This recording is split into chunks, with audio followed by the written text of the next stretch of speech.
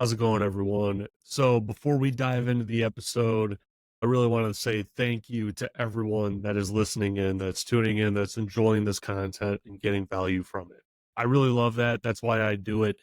But there's a huge amount of you that are listening that are not subscribed, not following the podcast. And I really want to encourage you to please follow and subscribe to the podcast on whatever platform you are listening or viewing this on.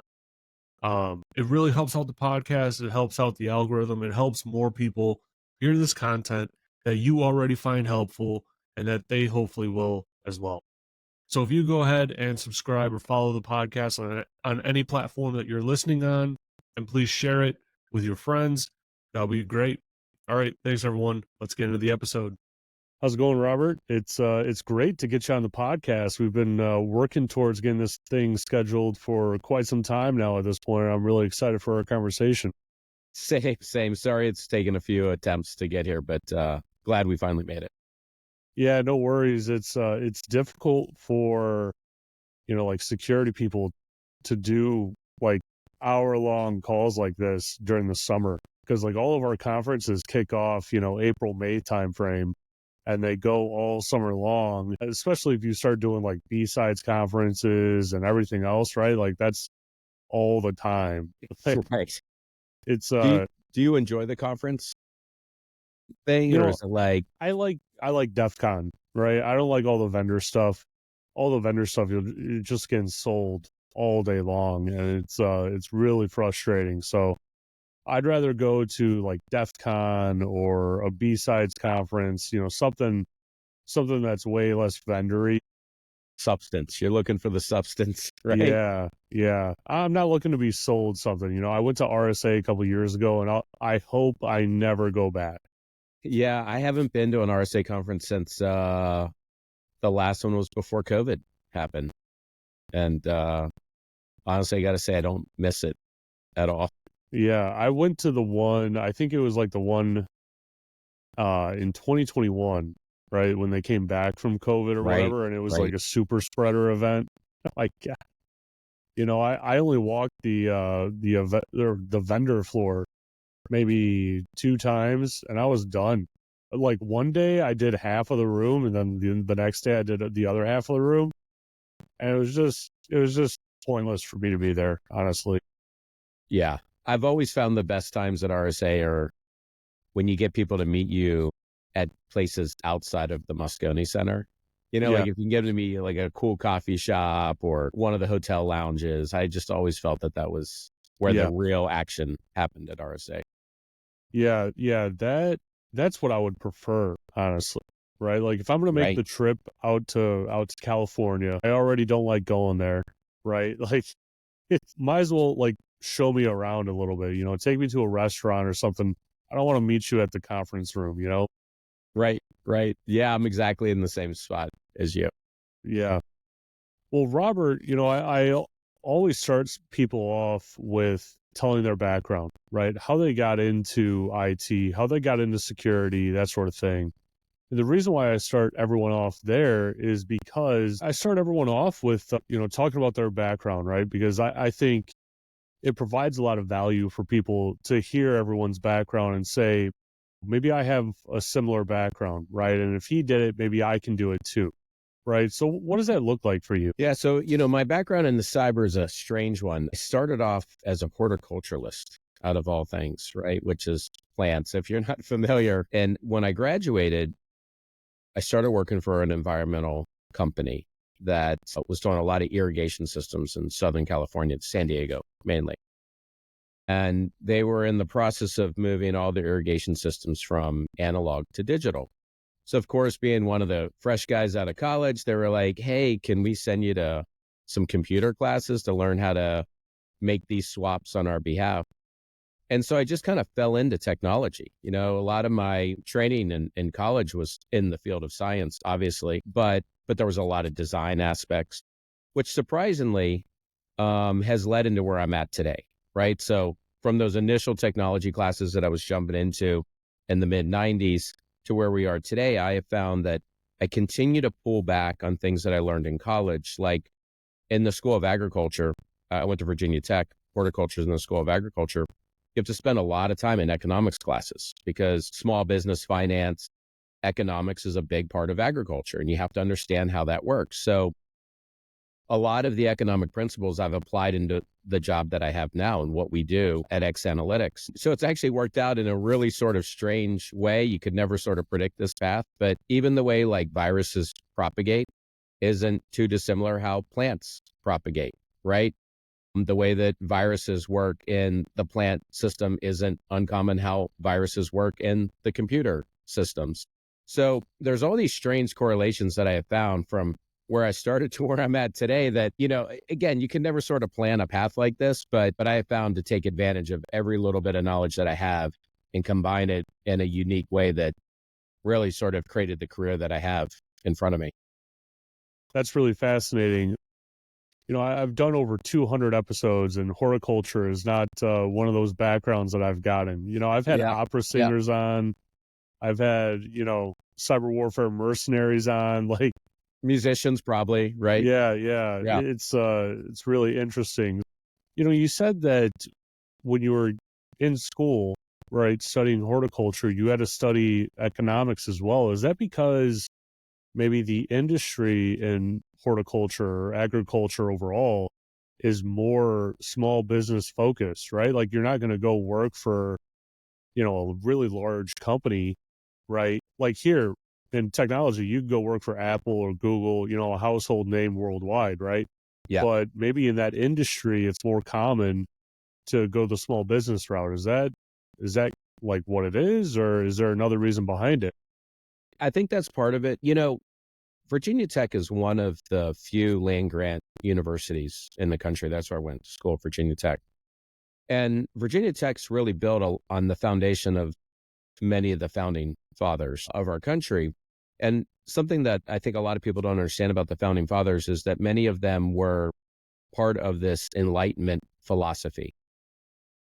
Even Catherine the Great of Russia, right? She was in this Enlightenment philosophy, which was to intersect science, technology, math, and the arts together. And Virginia Tech, in order to graduate, at least at the time that I graduated, they wanted to make sure that you were well-rounded by the time you completed your 4-year degree.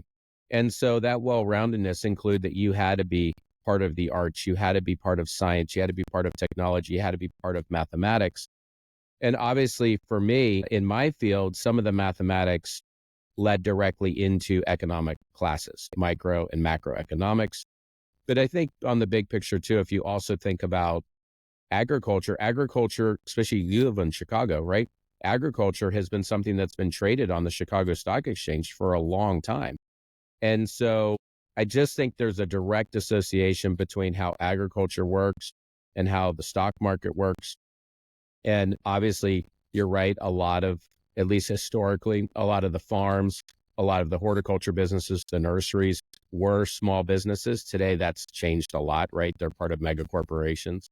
But back in that time, absolutely, they were part of small businesses. So having that foundation in finance, having that foundation to understand how to balance the books in an organization, pay your liabilities, but then also weaving it all into the bigger picture of macro and microeconomics was just something that was part of the philosophy of Virginia Tech at the time. I hope it's still there. I have a strange feeling it's probably not there anymore, but I hope it's still there. Yeah, I really feel like everyone should take some economics classes, either in high school or, in college, right? Like, because that that information is so much more valuable than like learning, how to write a paper in English class. Like, I mean, Right. honestly, it really is. And that's coming from someone that's getting their PhD, right? Like, you can learn the things of like how to write a paper properly through a couple drafts. You have a patient professor. It's like, oh, okay, you need to structure it like this. You need to use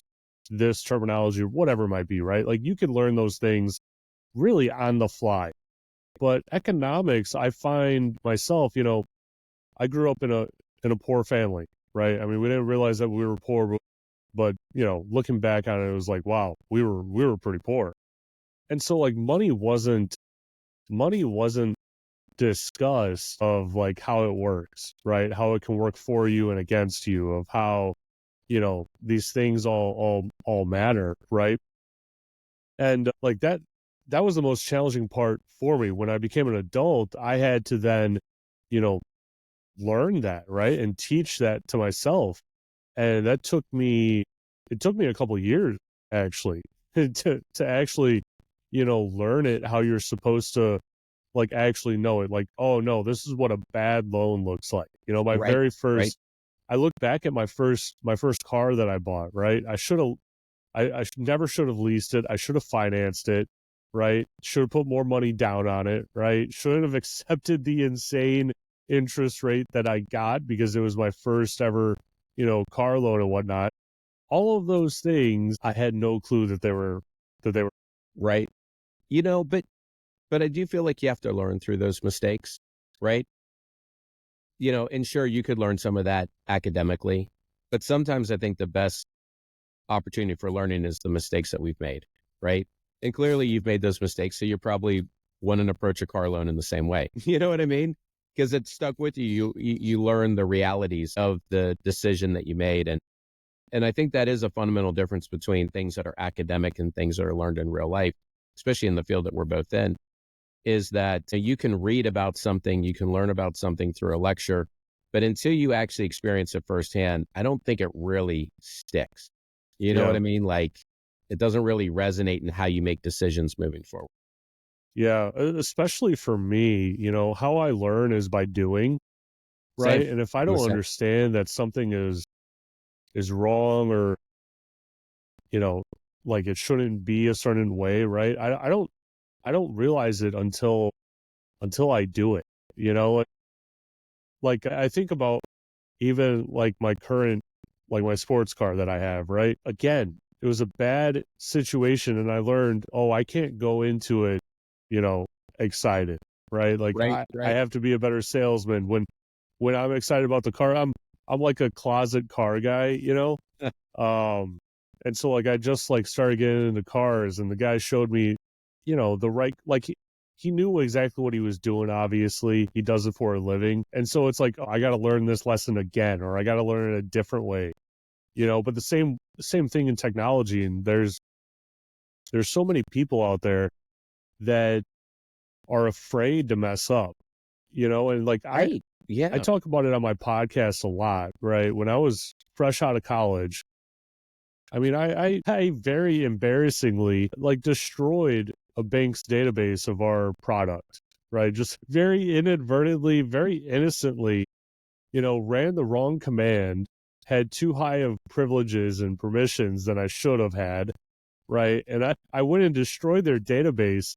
And I'm sitting here like, man, I just started this job. I'm about to get fired. Like, this is terrible, Yeah. but the VP gave me the opportunity to learn through that mistake. He's like, well, I hired you because I knew that you would make mistakes, and when you did make them, I knew that you would solve them, right? What a great boss though, right? Right. Not Yeah. many people are going to give you that opportunity, and that's probably why people are so worried about making mistakes now, right?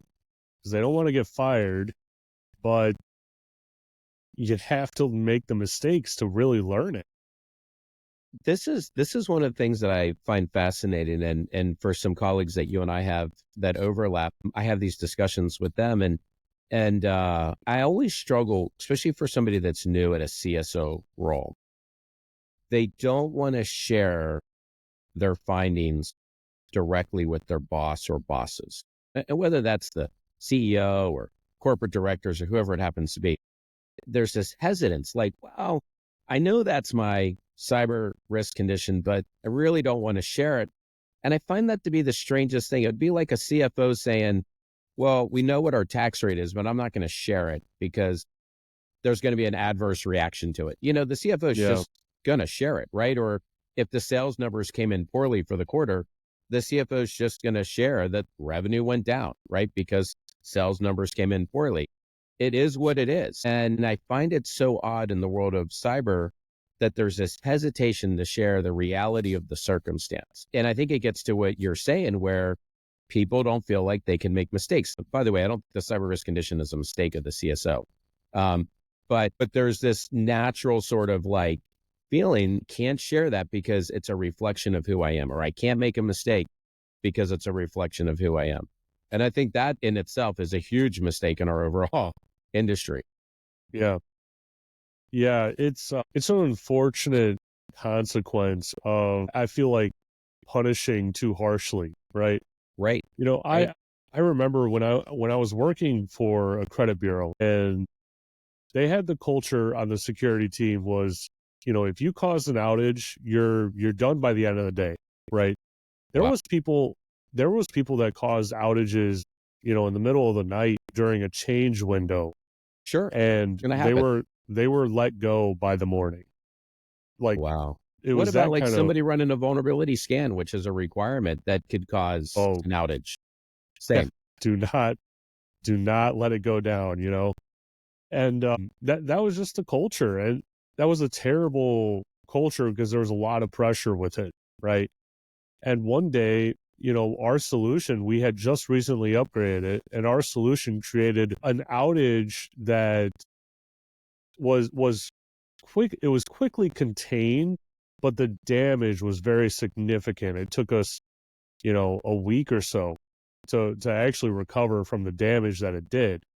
Nothing technically went down, but you know, it was in a state where, you know, you're resetting 10,000 service accounts, and you're resetting, you know, 40,000 other accounts, right? And all that sort of stuff. And, you know, my intern was the one that made the mistake. It wasn't even a mistake. It was a business as usual test. The product literally had a break in it that we didn't know about. You know, she did the job that she was supposed to do. She did everything that she was supposed to do, and it caused this issue, right?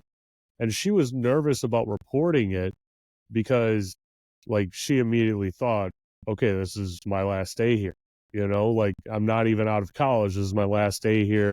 Like, I'm screwed. This is off to a terrible start for my career. And, you know, my boss, or my boss's boss, actually, he tasked me with doing like a on the spot, like, forensic analysis of what happened, who did what, because his boss was going to say, did you fire whoever did it? Right. Somebody's Like, got to that be was the blamed. first, Right. yeah, that was the Yeah. first question he was going to get. And so he tasked me with that, and I showed the proof that it was her, and he started walking away, and I had to stop him like, literally mid stride to, you know, firing her, and say, hey, this wasn't her fault. Like, this is what happened. The product, you know, broke. The product let us down, right? This vendor let us down.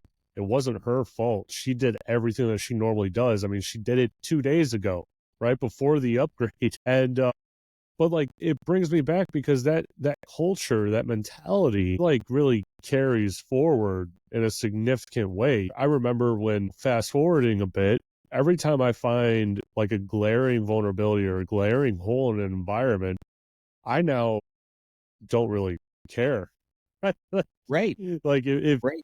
if I don't care in terms of, like, telling people about it, because I'll find the issue, and then, like, my CISO will ask me, you know, the question, well, what did you find? I was like, well, do you want the full detail? You want, like, a, you know, a cherry picked version of it, right?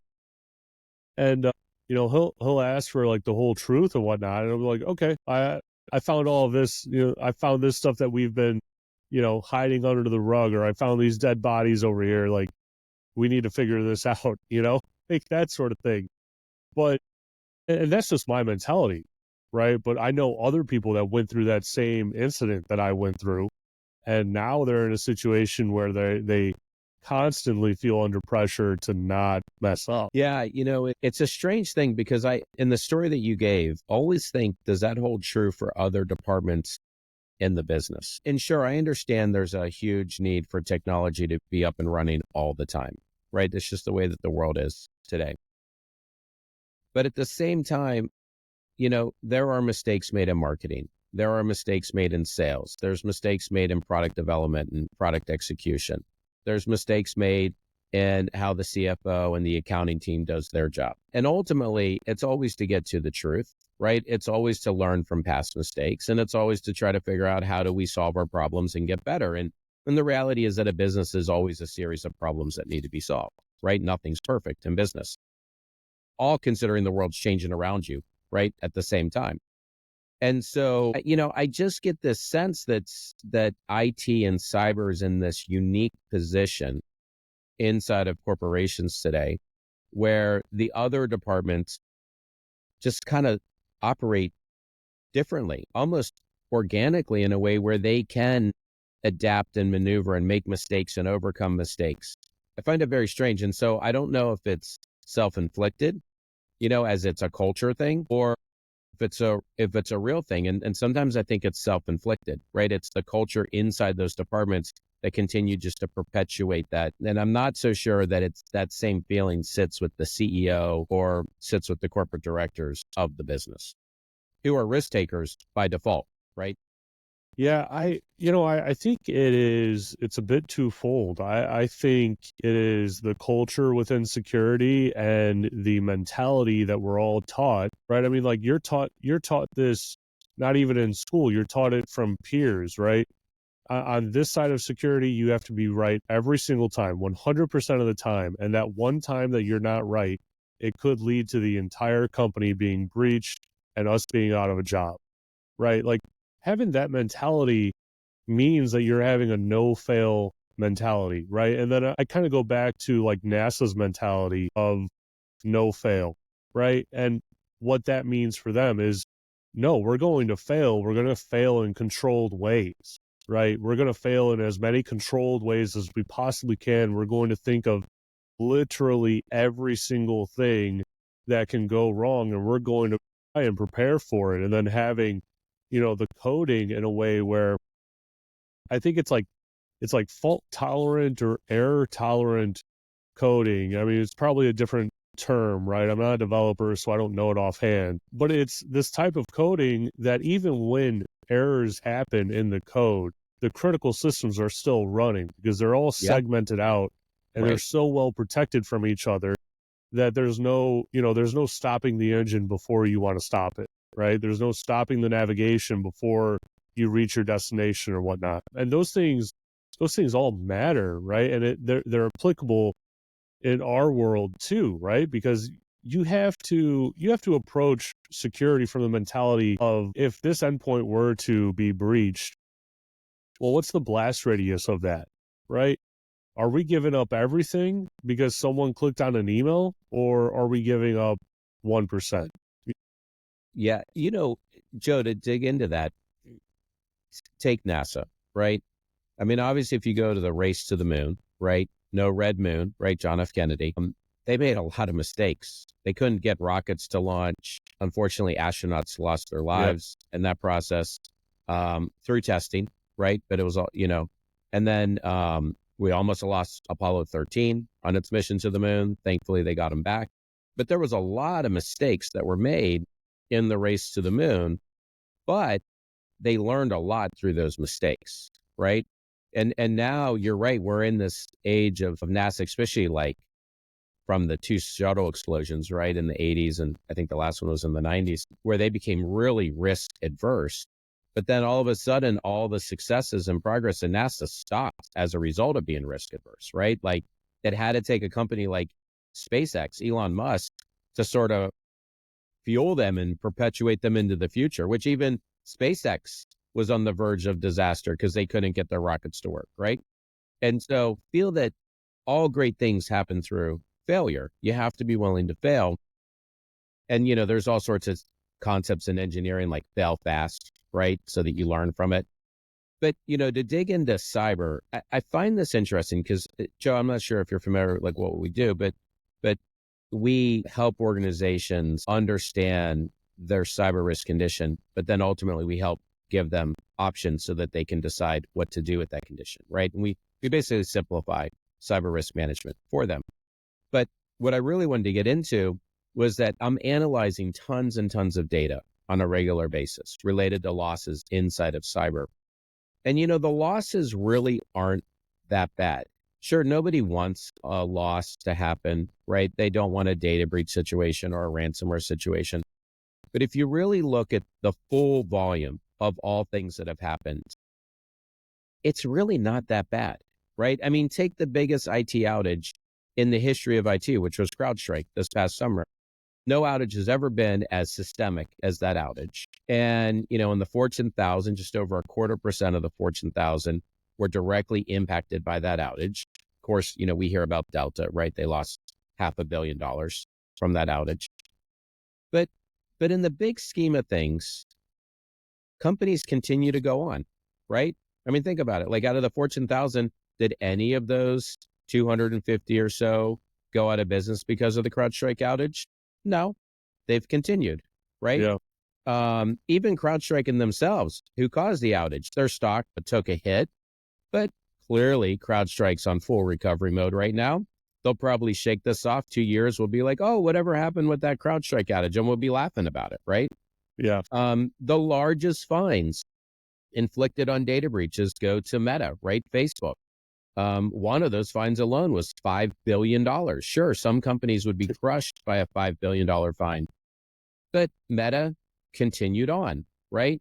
The only real damage that I see is happening to small and medium businesses, right? When not the large corporations, but when small and medium businesses have too many events, cyber being part of those events, that take place together in a short period of time, do they tend to be in a situation where they can't recover? Obviously, is it where you live, Lincoln College, Lincoln University, right? After COVID and then the ransomware incident, they just had to shut their doors, right? That was a university that was open for, I think, more than 100 years, and they had to close their doors, right? So you do see those circumstances, but generally it's compounded situations. It's not just the cyber event all by itself. So the reason I bring this up is you can fail in cyber.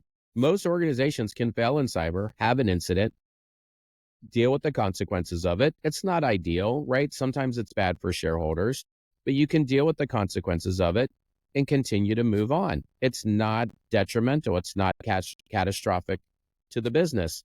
And I think if more people realize that, then maybe this culture that you and I are talking about would start to correct itself. Yeah. That's really fascinating, because that culture is very different in, like you said, in other parts of the business. Right. I Right. mean, for you to be the CEO of really any company, I mean, you got like a few screws loose, like talk about Sure. pressure, talk about stress and risk, Yeah. and those guys are typically like very, very big risk takers in some ways, and But they I have to be, right? yeah, It's the only way a business will survive, because that's how they because if got you there. play it safe, you'll just eventually evaporate as a Yeah. business. Yeah. That's how they got there. That's how they That's got the there. only way. Like, and with, Elon Musk, right? Like, I mean, he has bet everything that he has owned several times over. Like, he's not even worried to do it anymore, Right? which is, it's a lesson that everyone can really learn from, I think. Yeah. Do you watch Bill Maher at all on HBO? Not very much. I like to tune in, not every week, but every now and again, have a glass of wine on a Friday night, tune in just to see what's happening, see what his guests are saying. But he does repeat something quite often on his show, where when people on his show are risk takers, they're taking a chance, they're being bold, regardless if everybody hates their opinion or not, he always celebrates their boldness. And he always says that he believes that for the people that are bold and make bold decisions, it will always work out in the end for them. And I think there's truth to that statement. Like I really do. I think that, in general, if you're bold and determined, you continue to have that motivation to move forward, it will work out for you. It's the people who give up. It's the people that are afraid of making decisions, that indecision, that I think generally leads to dire consequences. Yeah. Yeah.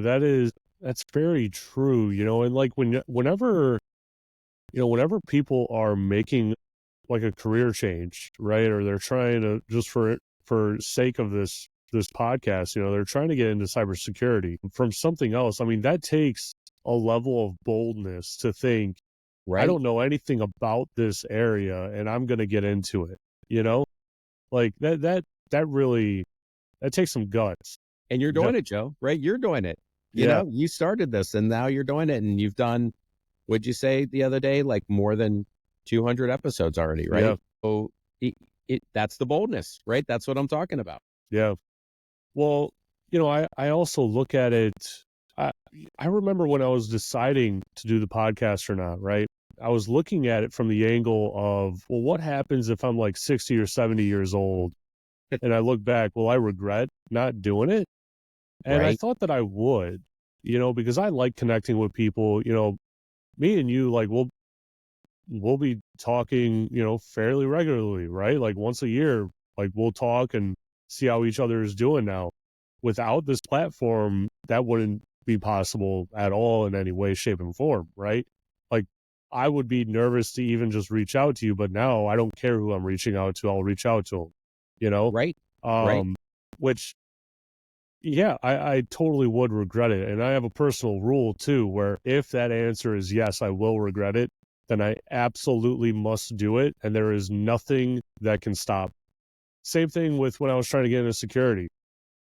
I thought I could be successful at it, right? I didn't know how successful I would be at it, but I knew that if I didn't try, I would regret it. And so then, like by default, I literally had to give it everything that I had, and I couldn't stop until I gave everything.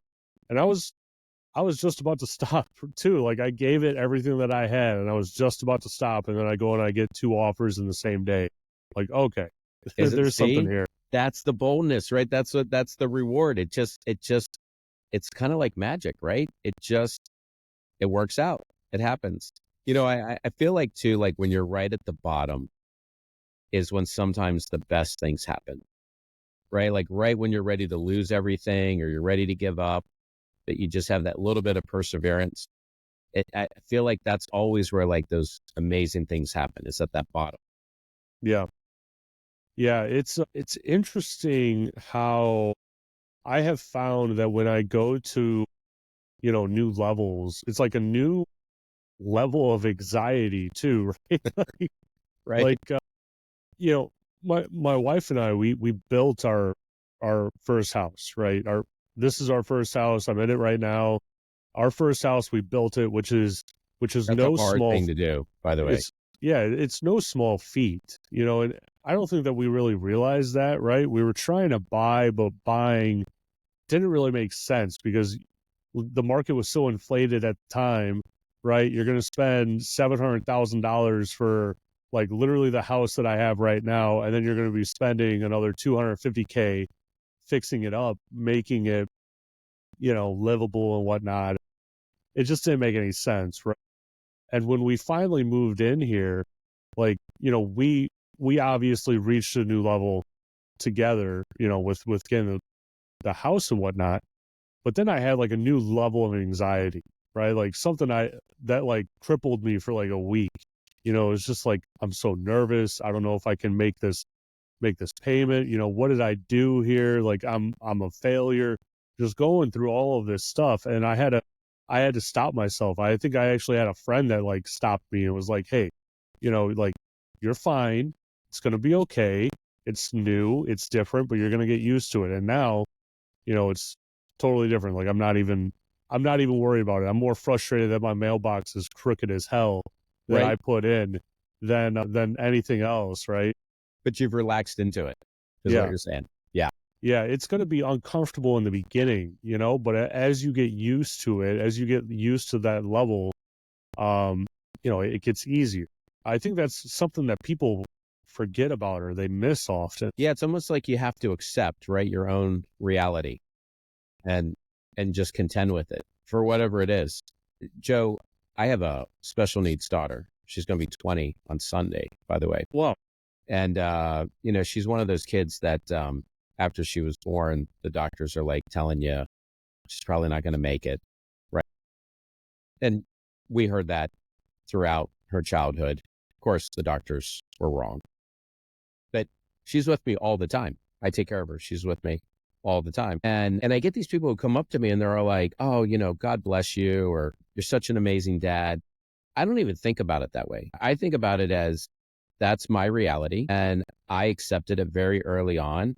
I didn't fight with it. I wasn't angry about it. And of course, like back when Olivia was younger, people would ask, like, "Are you angry? Do you wish that you knew so you could have aborted the child?" Or, and like, I'm like, no, like yeah, I'm I'm happy. Like, this was a gift in my life.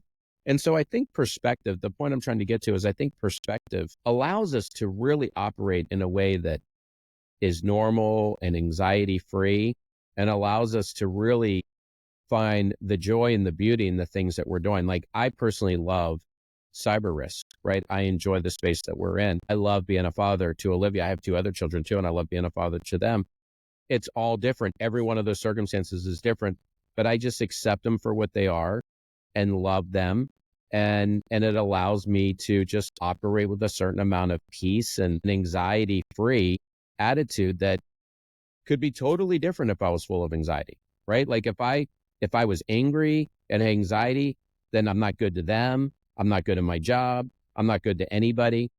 But interestingly, there's a lot of people, I think, that focus more on the negative than the positive. And part of it maybe is a little Buddha-like, but you just sort of have to, I think, let go of the suffering, right? Like, just let go of it. And then once you let go of it, I think everything in your life, including your job, is easier. It's better. Hmm. Yeah, I think people often go down that path, right? Of, oh, do you wish that you would have known that unknown or whatever might have been, right? Yeah. The But it's uncertainty. like, people are they're coming at it from, I don't know about that unknown in my life. I don't know how that's going to change me. I don't know how that's going to impact everything else around me, and yeah, that's a really incredibly tough situation. Like you mentioned that, doctors were telling you that, she wasn't going to last very long and whatnot. And, I think back when my first kid, I only have one kid right now. But when my first kid was born, she had a pneumothorax, right? And one of the doctors I really didn't like. I didn't trust her. I had some didn't like either, if that makes you feel better. Yeah, I Yeah. really did not like her. And I met her for maybe 20 minutes, right? And that was the last time I ever saw her or spoke to her. And I mean, like, literally, I just tore into this person because they were treating my kid almost like an experiment, right? And I'm sitting here, I'm like, you guys literally don't understand who you're dealing with. Like, I can reverse engineer this thing on the fly. You can't, like, you literally can't tell me that you don't know when she's going to run out of morphine, for instance, right? Right. Right. There should be no shortage of morphine in this room. Like, I literally said, from this day forward, I expect there to be a bag of morphine until she's discharged, sitting there. And if she needs it, she gets it immediately. Yeah, you There's don't no want to see your waiting. daughter in pain, right? Right. Yeah. She's alive for 3 days and she's in, excruciating pain. And I told, I guess there was a benefit to what I went through younger, right? Because my sister went through renal failure, right? And Oh I my goodness. and I ended up donating my kidney to her. She's fine today. She's living a great life and whatnot, totally fine. But seeing how my mom had to navigate, right, this world, as we're not a wealthy family, we're a poor family, right? My dad actually, in fact, a few months beforehand, lost his job, and so that was an extraordinarily stressful time. But my mom learned, and I learned in return, is that in that situation, the social worker and the nurse actually have the most power in that situation, right? If you want a doctor removed, if you want a team removed, or if you want them transferred to another unit or whatever it is, those two people, they're tasked with making it happen no matter what. And so, in this situation, right, when that doctor was basically trying to use my kid as an experiment, when it's a relatively minor issue that she was going through, right? It was a pneumothorax, little hole in the lung. She had, she was a little bit early, right? So they just had to wait for it to heal. It wasn't like anything crazy, but for a new parent, that's extraordinarily stressful. Scary. Yeah. Super That scary. that was by far the most scared I've ever been in my life, like by a long shot. You know, but going through everything that I went through, I just went to the nurse and I said, I don't want that doctor ever seeing my kid again. Like if she's in this room, she's seeing other kids, she's not allowed to cross this threshold of the room, and she's not allowed to have any input.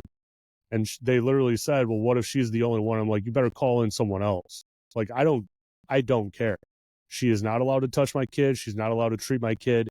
And I was very clear with them. I was like, I want only these 3 nurses to be on her nursing team, right? So we know the nurse during the day, we know the nurse in the afternoon, we know the nurse at night, and that doctor is not allowed. And it was done, right? Everything that I requested was done. But if I went and like started a fight with that doctor, now they're going to have problems with me, and I can't even remember how I got down this path, right? But it's that unknown that you kind of have to dive into and embrace. That's when you actually make the real progress. That's when you actually make the real change in your life and everyone else's life. I agree with that. If you were to think back on that, Joe, that particular doctor, do you think part of it was attitude? Like, Yeah, 100%. Yeah. Because she was the only one that was just like openly smiling at me as she was saying what she was going to do. Like there was like no empathy, right? And I'm sitting here like, I understand you may have a positive personality, right? But there is 6 other doctors that see my kid every single day, and none of them approach me in that manner. Right. Like Right. when my sister was sick and she had dozens of doctors, none of them approached us that way, right? It was very serious, concise, to the point, very exact about what was going on. There was no questions about what was going on and what was going to happen. There was none, right? And it was totally her attitude, because as soon as she approached me from that way, I was like, oh yeah, she is not ready to handle my kid, because she's not ready to handle me, because I'm not going to be all like jolly with you. Like, no, get out of the room. Let the Right. adults handle it, Yeah. Yeah. It's interesting, and to tie it back to cyber, I think this is part too of like the mistake that a lot of the vendor and the consulting community makes. They want to talk at the CSO, or they want to talk at the security people. And I see some people that are out there that are big voices, and they're always like, CISOs should get fired for this, or they say like, they just need to get in line and adapt, and and I don't think any of that's useful. I think it's all like that doctor you're referring to, right? It's just like that sort of like, and they're just alienating the community. And I think we are in a place where there needs to be more compassion, right? We're in a place where there needs to be more of like, I'm relating to you. Your job sucks, right? Like it sucks. It's hard. And, mainly you're responsible for a problem that you partially own, right? Lots of other people own the problem. And maybe, like if people learn from your example, and approached others in the field with that sort of grace and empathy, then I think we would see incredible changes. And maybe some of that frustration and that anxiety that's prominent in our community would start to go away a little bit. It's just everybody being a little bit nicer with each other and relating to each other. And Yeah. I'd love to see that personally. Yeah. It's fascinating when you approach insecurity, when you approach things from the like customer obsessed mentality, Yeah. right? You're not looking to get through whatever the end user is talking about so that you can prescribe them a solution, right? You're not like being solution oriented in that way, but you're more focused on actually, hearing them out, right? The first thing that I ask people when I'm about to ask something of someone, right? I ask them, well, why don't you tell me why it is this way? Right? Because I'm probably missing something here. Why Right. why was it like this 20 years ago or whatever it is, right? And learning what the decisions were, why they made it, the evolution of a system, or a domain and the environment and whatnot, right? Coming at it from that perspective also opens up the recipient of what you're going to say, right? Like the recommendations, because there's been many times where people will be very attached to a system or, a part of the network that's critical, right? Because they feel like, hey, I really contributed to the success of the IT team here at this company, and it's going to, be like this forever, right? Well, when you're meeting them in the middle there and saying, hey, you create a great system, you create a great environment. Like, it's top of the line for sure. 10 years ago it was top of the line, right? Now with different, advents of like zero trust and whatnot, we should restructure it just a little bit, make it even better, right? It's really great. We're just making it a little bit better, and it fits our future endeavors, right? That's how you approach it. But if you approach it from the perspective of, oh, you're wrong, this is an antiquated technology, you've already lost them. That's You've right. already lost them. You're going to entrench them, and they're never going to. You want to hear a great story? Over the weekend, I was having an issue with one of my websites. It's hosted on the Wix platform. And it was a weird issue. I couldn't figure out like what was going on. Normally I can sort of figure those things out and fix them on my own. And so I reached out to the support channel, and the support channel is normally a phone-based channel. You can get a human on the phone, but on the weekends it's through messaging, right? It's a messaging platform. And this woman over on the support team at Wix, she picks up and she starts interfacing with them. It's like, by the way, thank you so much for helping me on a Saturday morning. And then we just started this nice dialogue back and forth with each other. And it got to a point where she said, Bob, normally I have to elevate this to somebody higher up than me, but I really want to help you. And I think I know how to help you with your problem. And I'm not going to elevate it, but let's try something. And so she gave me this thing to try. She walked me through it step by step. We got through it. It actually fixed the problem, right? But normally that would have been escalated to somebody else. I would have had to wait for somebody else to contact me later in the day. But I think that politeness, that polite exchange between the two of us, a little bit of gratitude, she was probably like, you know what, I'm going to help this guy. And she did. And it was great. My experience with Wix support was outstanding. And I just feel like those little things matter, to your point. You know what I mean? Those little pleasantries matter. It's, we're all humans at the end of the day. We all want to be thanked for the work that we're doing. We all want to feel good about what we're doing. One of the reasons I love horticulture is because it has a lot of instant gratification. You plant a bunch of plants in a field, you get to see what you just did, right? It looks great. The field's been tilled. You can go back and see the perfectly straight lines. So I love instant gratification, but I think most of us really in general want instant gratification in the things that we do. Yeah. And add in some pleasantries, and I think all of a sudden you got this success thing happening. Yeah. Yeah, absolutely. Well, Robert, I apologize. We didn't really dive into X analytics, but why don't you tell my audience, a little bit like an overview of like what you guys do, what you specialize in, Yeah, and sure. how you help other companies. Yeah. By the way, Joe, this has been a fun conversation. So thank you for having me on today. I really appreciate it. Yeah, Um, absolutely. just summary wise, with X Analytics, I'll tell you like where the idea came from and where we are today.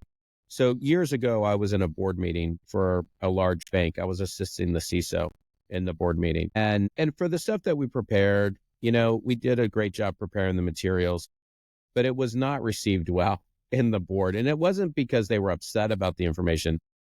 They just didn't know what we were talking about, right? Like clearly they had no idea what we were talking about. And so I left that board meeting and I said, there has to be a better way. There has to be a way to communicate cyber in a way that people can understand, in a way that they can make sound decisions from. And so about a year later, I left that job that I had at the time and joined up with some partners at X Analytics, and we created the concept of X Analytics. And the idea was, could we build something that simplifies cyber risk management? And could we build something that allows people, whether they're novices in cyber or not, to understand what the risk condition looks like and then where they can make decisions with ease, right? That was the concept. And so we achieved that concept. We built what we wanted to build. We continue to iterate on that idea as time goes on, and we continue to advance our capabilities.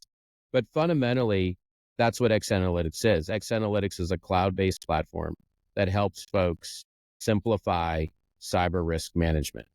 And the way that we do that is we have a really simple structure to help them build a profile for their business. That profile gets married with back-end data, which is historical loss data, historical threat data, historical probability data. And it serves up a really easy to understand concept of their cyber risk condition. And they can see if they're a NIST CSF organization, they can see what their world looks like in NIST CSF. If they're CIS, CSC, the critical security controls, they can see what their world looks like under that context. But then we take it further and we weave in the elements of governance, we weave in the elements of optimized transfer, optimized mitigation, so that ultimately organizations can see that the decisions that they're making is leading to an improved outcome in their overall cybersecurity posture. And the goal there is to give the CISOs a pat on the back, right? The CSOs are doing all these wonderful things. From the very beginning, they can see those wonderful things by looking at the difference between inherent risk and residual risk and the current sit that they're in. But then as time goes on, they continue to show those trend lines and how those trend lines are improving based on the wonderful projects that they're implementing within their organization. So it's really to serve up not only an honest perspective of their business, but also to make sure that the CSO is getting the compliments for the hard work that he and she are doing for the business that they work for. Wow. Yeah, it's interesting. It's like providing context, right? Where wouldn't normally be in a very tangible way. Yeah. And it's represented in a financial lens. So, and that's not the only way. You can look at like how much of NIST have I achieved? What is my NIST tier achievement, between 1 and 4? So it serves up other sorts of metrics that they can draw that perspective. But the perspective that we do put forward is a financial one, right? So they can say my cyber risk problem is equivalent to 1% of revenue. Now, is that a big deal? Maybe, maybe not, right? That's unique to every company. But it allows them to take that understanding and also compare it to other operational risk inside the business. So, in this past year, if you're comparing your cyber condition and it's 1% of revenue, but inflation is 7% of revenue, well, you're probably going to focus more on inflationary problems, right? Going back to the economic stuff that we were talking about. If you're dealing with a company that has a lot of shoplifting, and if shoplifting's 5% of revenue, well, then that's going to be more important to the business to address shoplifting than the cyber problem. On the other hand, if cyber is the thing that is most significant, it's 2, 3, 4% of revenue, then it allows you to compare that with the other operational risks to have a very honest conversation with the leadership to say, you know what, maybe we need to invest more in cyber. It's our number 2 or number 1 problem in our company. How would you guys like us to proceed? Right. And that's just a very open and honest conversation. So that's the goal, right? Is to really sort of simplify it, put in a language and a context that everybody in the business can understand, compare it to other things that are happening in the business, and then ultimately make the right types of decisions. Yeah, it makes a lot of sense. It's definitely an area that's needed for sure in the industry. Well, Robert, I really enjoyed our conversation, but before I let you go, how about you tell my audience, where they can find you if they wanted to connect, and then where they can find your company if they wanted to learn more. Sure. I mean, you can easily find me on LinkedIn, Robert Vescio. There might be more than one. There's a doctor out of Los Angeles that also has a Robert Vescio name. And there's also an author of children's books. So there's 3 of us out there that I know of. But Robert Vescio, you'll see me because I'll have the cybersecurity tag associated with my LinkedIn. And then our web address is xanalytics.com. It's x-analytics.com. So we're really easy to find. Joe, this has been an absolutely wonderful conversation. Thank you so much for having me on today. Yeah, absolutely. I really enjoyed it. I'll definitely have to have you back on, in the future. Absolutely. I look forward to it. Thank you, Joe. Awesome. Well, thanks, everyone. I hope you enjoyed this episode.